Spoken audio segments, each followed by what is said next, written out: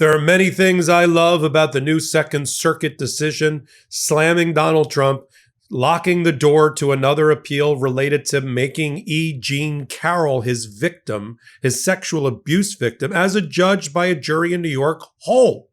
She has two separate judgments against Donald Trump for sexually abusing her. Not my words. That's what was proved in a courtroom before a jury of 9 people in a federal court, not once but twice. And defaming her.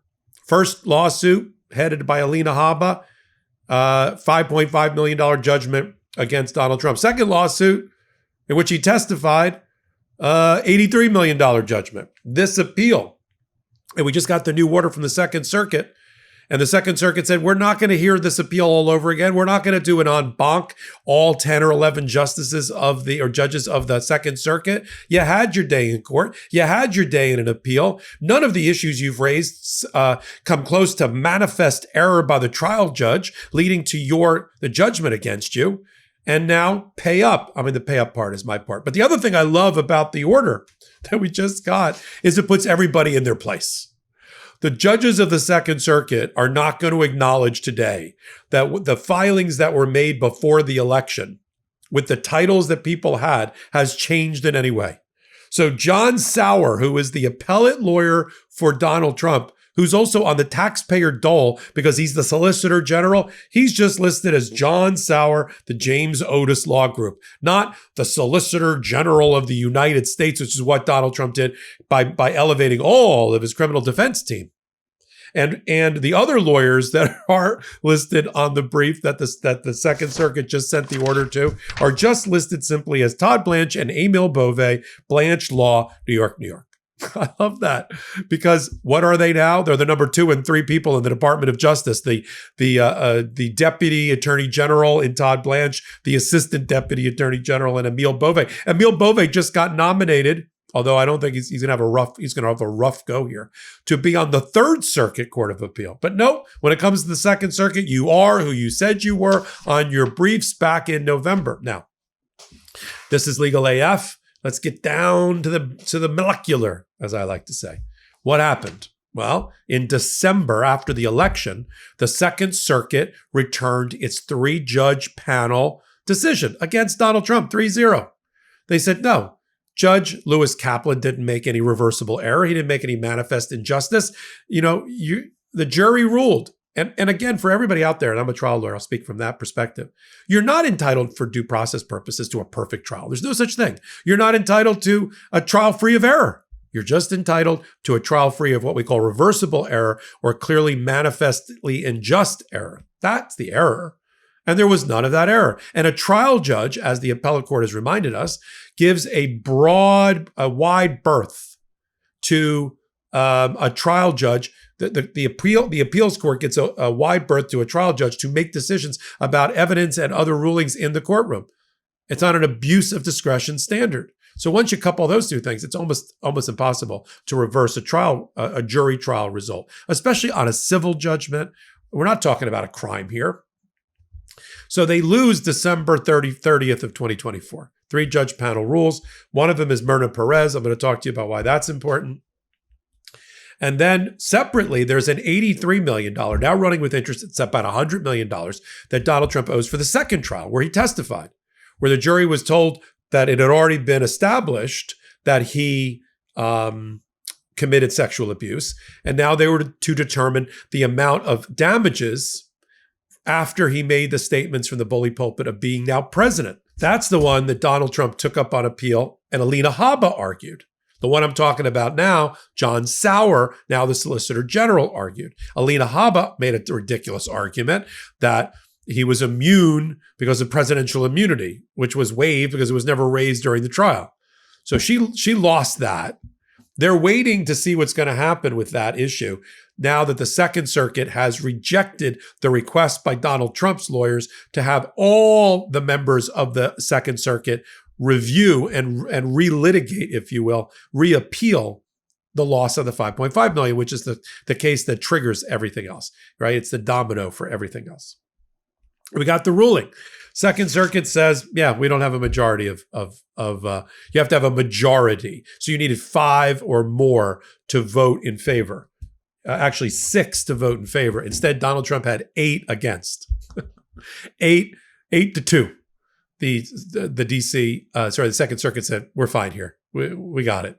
We're not going to overturn anything. Now, the only 2 that voted for Donald Trump, who else? Do I have to tell you? Stephen Menashe and Michael Park. What do they have in common? Let me count the ways. Both clerked for Sam Alito, both right-wing MAGA, both Federalist Society. Menashe worked in the Trump administration in the first term in the Office of Special Counsel. And so did Park as a prosecutor in the first Trump term. So is it any surprise that they voted for a rehearing on this? But everybody else that looked at it, the other 8, said no. In fact, the judge, Judge Perez, went even further in her rejection. 4 of the judges, led by Myrna Perez, who was on the original 3-judge panel, here's what they wrote about why they denied rehearing. Defendant appellant, that is Trump, appeals a civil judgment against him for sexual assault and defamation, challenging several of the district court's evidentiary rulings. For the reasons discussed at length in its unanimous opinion, the panel on which I sat found no reversible abuse of discretion. An appellate court must defer to the lower court's sound judgment so long as its decision falls within its wide discretion and is not manifestly erroneous. Simply relitigating a case is not an appropriate use of the en banc procedure. In those rare instances in which a case warrants our collective consideration, it is almost always because it involves a question of exceptional importance or a conflict between the panel's opinion and appellate precedent. The dissenting opinion, because there was a dissent the first time around, it was a 2-1 decision against Donald Trump, ignores this rule of restraint. It points to no exceptionally important issues, no cases that actually conflict with the panel's decisions, and no persuasive justification for review of this case by the full court. Because there is no manifest error, and because the standard for en banc review has not been met, en banc meaning the entirety of the panel, I concur in the denial of rehearing en banc. So what happens? Donald Trump will try to take an appeal to the United States Supreme Court. And in this one, I don't think he wins. First of all, it's a weird lineup on the court, right? Kavanaugh himself was accused of sexual abuse. He should recuse himself from this case. The others, I don't think he's got 5 votes on a civil judgment about a time when he was not president and there's no exercise of presidential power at risk.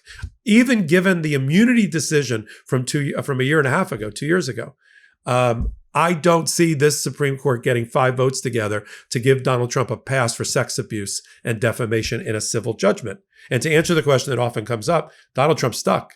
There's no pardon that he can give himself for a civil judgment. He owes the money. He posted a cash bond that's been sitting earning interest with the clerk for the last, since December, since he appealed, since before December. And he had to get a surety to post the bond running with interest for the 83 million, now almost 100 million. So he's bonded out his appeal to stop the enforcement of the judgment against him.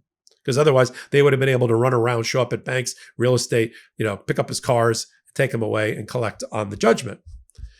I just don't see the Supreme Court bailing him out on this. They'll bend over backwards to give him as much presidential power as humanly possible, even if the Constitution says they shouldn't.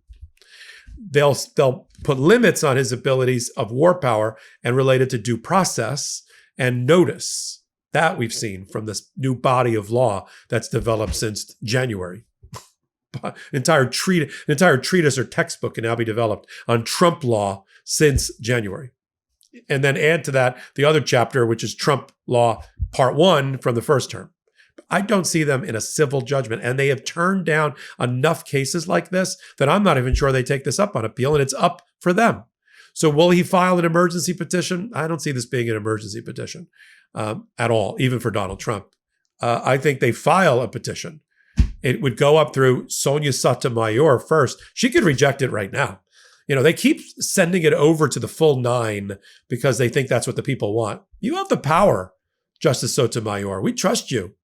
Reject the appeal. Kill it where it lives. And we're done. That's it. If it goes up to the full panel, I still don't think he gets 4 or 5 votes to bring this thing across for the Supreme Court to rule about a time when he wasn't yet president and he was abusing women as a judge by a jury. I just don't see it. And as a final note, remember, this is the case where if through a slip of the tongue, George Stephanopoulos used the R word instead of the sexual abuse word in asking a question, and then ABC, to avoid being bashed and having his license taken away by Donald Trump, paid him $15 million. Yeah, but we get our facts straight here on Legal AF. I'm glad you're here. I'm Michael Popok. Hit the free subscribe button. Legal AF, the Substack. Come over there. You'll find all these filings and all sorts of things from the court, along with analysis. So until my next report, I'm Michael Popok. I'm Michael Popok, and I got some big news for our audience. Most of you know me as the co-founder of Midas Touch's Legal AF and the Legal AF YouTube channel, or as a 35-year national trial lawyer. Now, building on what we started together on Legal AF, I've launched a new law firm, the Popok Firm, dedicated to obtaining justice through compassionate and zealous legal representation.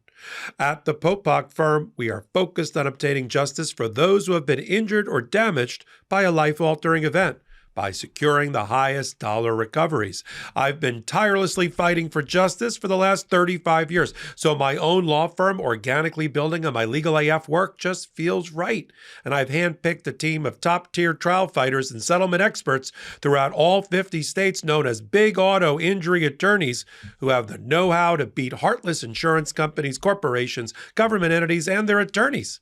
Big Auto's attorneys working with my firm are rock stars in their respective states and collectively responsible for billions of dollars in recoveries. So if you or a loved one have been on the wrong side of a catastrophic auto, motor vehicle, rideshare, or truck accident, suffered a personal injury, or been the victim of medical malpractice, employment harassment or discrimination, or suffered a violation of your civil and constitutional rights, then contact the Popok Firm today at 1-877-POPOK-AF or by visiting my website at www.thepopokfirm.com and fill out a free case evaluation form. And if we determine that you have a case and you sign with us, we don't get paid unless you do. The Popok Firm, fighting for your justice every step of the way.